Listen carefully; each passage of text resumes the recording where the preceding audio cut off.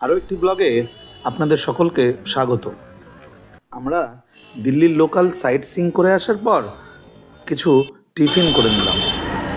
এখানকার লিট্টি চোখা বেশ স্বাদপূর্ণ সবাই বলছিল, তাই আমরাও একটু ট্রাই করলাম।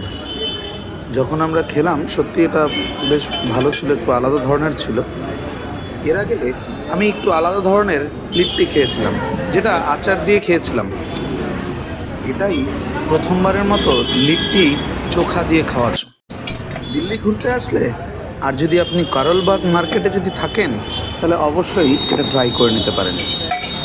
দিল্লির এই কারলবাগ মার্কেটটা বেশ জমজমাটপূর্ণ, প্রচুর মানুষ ঘুরতে এসে এই কারলবাগে থাকে।